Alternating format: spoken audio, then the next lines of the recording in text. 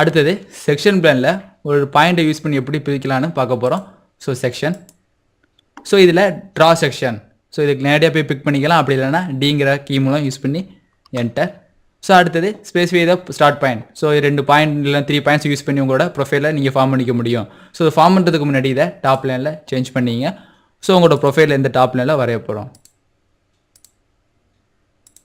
So நீங்கள் create பண்ண profile உங்களோட 3D ஆப்ஜெக்ட்டை 2ஆக டிவைட் பண்ணியிருக்கு. ஸோ மேலே ஒரு ஆஃபும் கீழே ஒரு ஆஃபும். ஸோ எந்த சைடு வேணுமோ அந்த சைடு உங்களால் விசிபிளாக பார்த்துக்க முடியும்.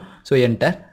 ஸோ இதில் specific point in direction. So எந்த வியூ இதை 2ஆக பிரிச்சதுக்கு அப்புறம் இதில் கீழே உள்ளது வேணுமா இல்லை மேலே உள்ள வேணுமான்னு சூஸ் பண்ணுறதுக்கு அந்த எது வேணுமோ அதை கிளிக் பண்ணணும். ஸோ மேலே உள்ளதான் உங்களுக்கு தேவை அப்படின்னா மேலே கிளிக் பண்ணுங்கள். ஓகே, எல்லாம் எக்ஸாக்டாக மூவ் ஆகிருக்கும். ஸோ இந்த ஒவ்வொரு செக்ஷனையும் எப்படி ஜாயின் பண்ணுறது? ஸோ அதான் லாஃப்ட். ஸோ லாஃப்ட்டுக்கு சர்ஃபேஸில் லாஃப்ட்னு எடுத்துங்க. அப்படி இல்லைன்னா லாஃப்ட் LOFT லாஃப்ட்னு கொடுத்து ஒரு enter. So select cross section. So எதெல்லாம் உங்களோட கிராஸ் செக்ஷன் கேட்குது. அப்படி இல்லைன்னா point and join multiple edges. So நீங்கள் ஓப்பன் லூப்பாக போட்டுறீங்க, அதாவது இந்த சர்க்கிளோ இல்லை இந்த ரெக்டாங்கிளோ இல்லை வேறு எதுவும் ப்ரொஃபைலோ உங்களுக்கு ஒன்றா செலக்ட் ஆகலை அப்படின்னா இந்த ஜாயின் மல்டி எட்ஜஸை கிரியேட் பண்ணிக்க முடியும். ஸோ மோடில் ஃபஸ்ட் இதை சர்ஃபேஸாக மாற்றின அப்புறம் தான் மற்ற எல்லாத்தையும் நீங்கள் ரெடி பண்ண போகிறீங்க.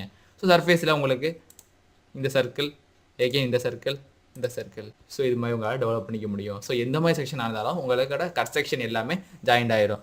ஓகே, எல்லாம் கரெக்டாக இருக்குது அப்படின்னா என்டர் கொடுங்க. ஸோ அதுக்கப்புறம் இதை டேபிளாக நீங்கள் கன்சிடர் பண்ணிக்கிட்டீங்கன்னா இந்த டேபிளையும் நீங்கள் கலர் மாற்றி அது மெட்டீரியல் அப்ளை பண்ணிக்க முடியும். So mat enter. ஸோ இதுக்கு வேறு வுட். ஸோ வுட்டு தான் ரெடி பண்ண போகிறோம். பட் வுட்டில் வேறு வுட் ரெடி பண்ணிக்கலாம். ஸோ எந்த மாதிரி வுட்டு உங்களுக்கு தேவையோ அந்த மாதிரி ரெடி பண்ணிக்க போகிறோம். ஸோ இந்த மாதிரி பிளானிங் வுட். ஸோ இந்த டேபிளுக்கு இந்த வுட் டெவலப் ஆகட்டும். ஆமாம், இது இந்த சைடு இந்த லெக் இந்த 4 லெக்குக்கும் அதே வுட்னாலும் அதே வுட் போட்டுக்க முடியும். இல்லை வேறு சைஸ்னாலும் உங்களால் கண்ட்ரோல் பண்ணிக்க முடியும். ஸோ அதே வுட் இந்த 4 ஃபுட்டுக்கும் பிளாஸ்டிக்கில் ஒயிட் கலர் பிளாஸ்டிக், இந்த ஒயிட் கலர் பிளாஸ்டிக் தனியாக செட் ஆகிரும்.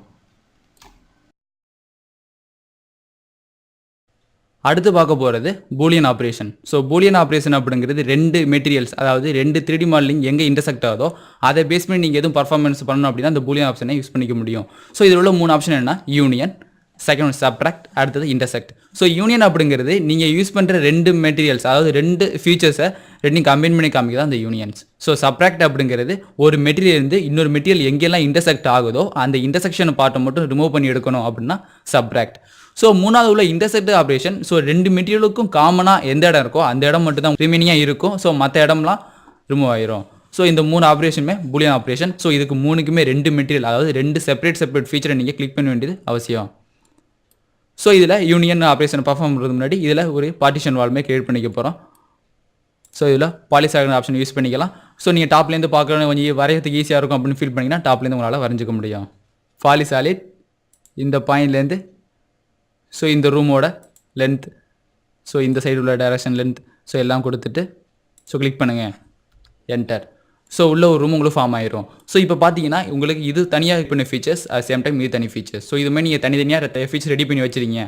ஸோ அதை ஒரே ஃபீச்சராக மாற்றணும், ஒரே யூனியனாக கம்பேர் பண்ணணும் அப்படின்னா இந்த யூனியன் ஆப்ஷனை யூஸ் பண்ணிக்க முடியும். So union.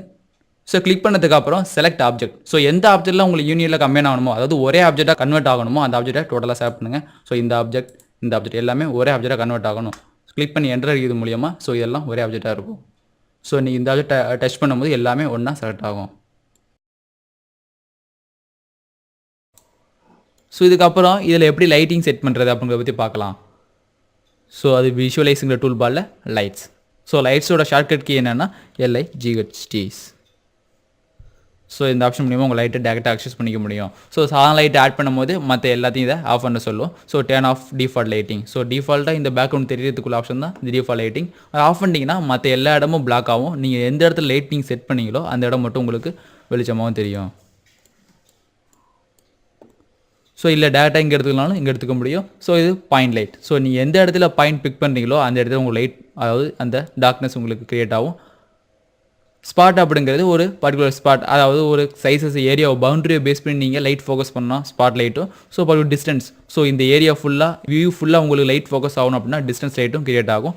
So web light, நீங்கள் கிளிக் பண்ணுற பாயிண்ட் மட்டும் அது டார்க்காக இருக்கணும் இல்லை பிரைட்டாக இருக்கணும் அப்படின்னா அந்த வெப் லைட் ஆப்ஷனை யூஸ் பண்ணிக்க முடியும்.